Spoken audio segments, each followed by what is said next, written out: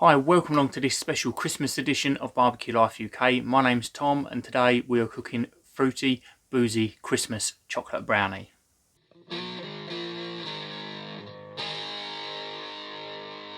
So this is a really nice simple recipe. You can cook it outside in your Kamado and add some smoke like I go into, or you can quite easily take this indoors and cook it in your oven and you're still going to get a nice product, but it's not going to have that little hint of smoke, which I think really elevates this Christmas brownie.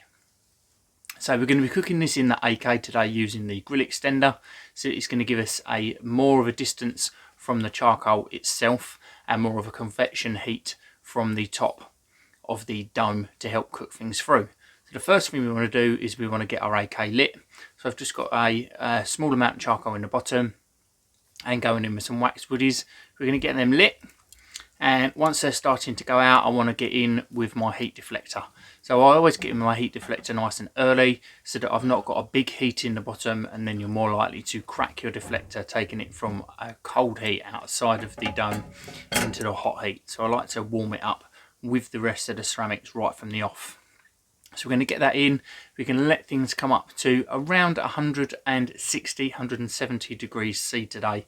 That is ideal for cooking this chocolate brownie. So to achieve this, I go just over a finger's width on the bottom vent, and the top vent is about half open. And this ballparks me around that sort of area. So there's a nice little guide for you for dialing in your temperatures.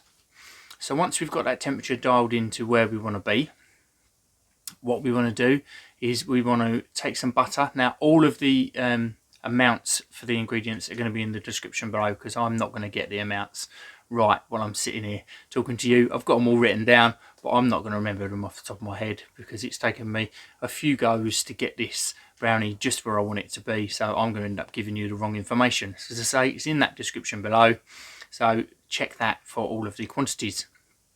So we've got a normal kitchen pan, and into that we're going in with our butter, and I just want to put that into the barbecue over that indirect heat and just let that melt.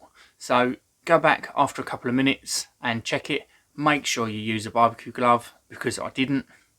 I don't know why I didn't think. So I've burnt a nice little L shape in my hand. You probably can't really see it because of the lighting in here, but make sure you use a barbecue glove. Don't be a wally like me, because that really hurt. So keep that butter swirling, and once it's melted we want to put that into a bowl with our white sugar, and then we give that a nice mix through. While we're mixing that through, get that pan back into the barbecue, and we're going to add our milk chocolate chips and our dark chocolate chips and melt them in together. So again, that's just going to take a few minutes, getting in there with a spoon, keep it moving. You don't want anything to burn. So make sure you're going back every couple of minutes and just checking it, moving it around in the pan so that it's melting down nicely. So while we're waiting for that chocolate to melt, we've got our butter and our sugar together in the bowl. We want to go in with 1 egg. Give that a nice mix through so that we've got that all incorporated. Next we're going in with our next wet ingredient. So I'm going in with brandy and orange juice. If you don't like brandy, then you can use rum, you could use amaretto, any of these Christmassy sort of alcohols. Think the sort of thing that you're going to put with Christmas pudding or with Christmas cake. Something along those sort of lines. I like brandy in mine. I think it works really well in this recipe. So get these into the bowl, and then we want to go in with our spices. We want to go in with our cocoa powder and go in with our salt, and we give that a good mix through together so that that's nicely incorporated all together, ready for adding our chocolate. So go back to the barbecue. Once your chocolate is melted, we then want to add that into this mixture. So mix that through and make sure that you've got that nicely mixed all the way through all of the rest of the ingredients. Now we're going in with our dry. So we want to be going in with our flour. Now it looks like quite a bit of flour in this recipe, but I've been, as I said earlier on, I've been playing around with the quantities, and this gives me the consistency that works quite well out here.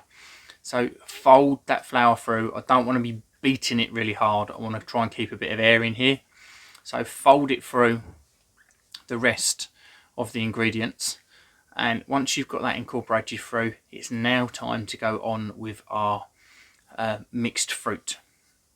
So if you just want to get a bag of mixed fruit from the supermarket, you can. I like to pick and choose what mixed fruit's going into mine. I'm not a massive fan of orange peel, hence why I've put the orange juice in earlier on. So I've gone in here with sultanas and dried apricots and cherries, and I think there are three that work incredibly well with the rest of the flavours that we've got going on in this brownie. So again, we want to then incorporate these through without whacking all the air out of the batter. You just want to fold it through carefully and make sure that you have got everything nicely incorporated into the mix. So at this point, our barbecue's still lit from before, from where we've been melting things.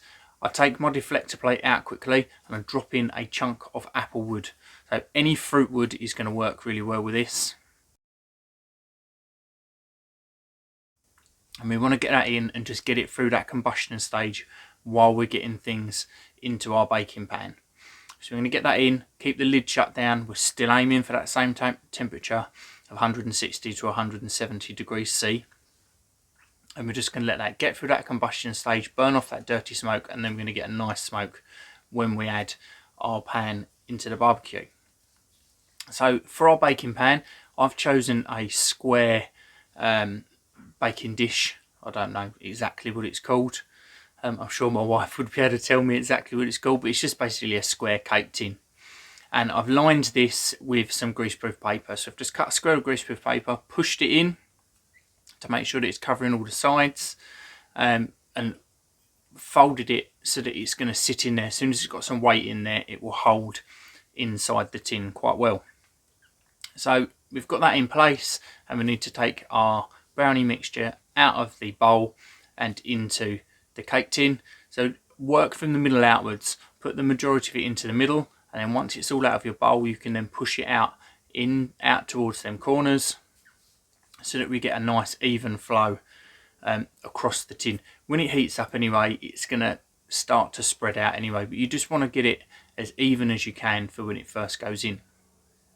So that's in the tin, it's all pushed out. Our smoke's now coming out nice and clean. So we want to get the grill extender into place. And as I say, I use this grill extender because it gives us the bottom of the brownie is further away from the heat source, so we're not going to burn the bottom of the brownie, and we're closer to the top of the dome for that convection heat back in. So we've got that in place, and then we're just going to simply put our brownie straight on top of there, and we're going to leave it for 25 minutes. At 25 minutes, that's when you need to start coming out and checking to see how done it is. So just use a skewer, poke it in, and you're looking for a relatively clean skewer. If you've got a little bit of tacky sort of chocolate gooiness on there, then that is perfect. If it's coming out clean, then you're going to have slightly less of a gooey brownie. So 25 minutes, mine wasn't quite there, so I've given it another 10, taken it to 35 minutes, gone in with the skewer, and we've got a cleaner skewer, so we're not going to have a gooey brownie, we're going to have a nice cakey brownie, which is the way I wanted them to turn out today. So take off the baking tray, get it off to one side, and then we just want to lift out that baking paper, pop it onto the worktop, pull it away from the sides, and let it mellow out for 5-10 minutes, because it's like molten lava in there, all the sugar that's in there. You want to let it chill out for a little while before you're going to cut it and eat it. So after that 10 minutes, we're just going to go in with our knife, and we're just going to be chopping it into 4 one way and 4 the other way to give us 16 little squares. And it's time to give it a taste. So I've got one little piece over here. So it smells so Christmassy. You can smell the brandy, you can smell the cinnamon and the mixed spice in there. It's kind of gooey and sticky on the top. It's just absolutely beautiful. So if I could describe this in just a few words, I would say sort of chocolate Christmas cake, I suppose, is the easiest way to decide it. I think if we put sort of Maranello cherries in there, that would make a wicked brownie to go in the bottom of a Rocky Road or something like that. If you wanted to add some ice cream into it, whipped cream and things like that, it would work fantastically. But it's really well balanced, it's not too sweet, the fruit comes through, the booze comes through, you get the warmth from the spices. It's just a fantastic brownie that I thoroughly suggest you knock some up for your guests at Christmas. You haven't just got to do it Christmas Day, cook it a few times. This is our third time of having this while I've been getting the recipe just right, and we love it. And I'm filming this currently and we're still in October, so this is going to be being cooked all the way through November and into December in my household, and I thoroughly suggest you give it a go.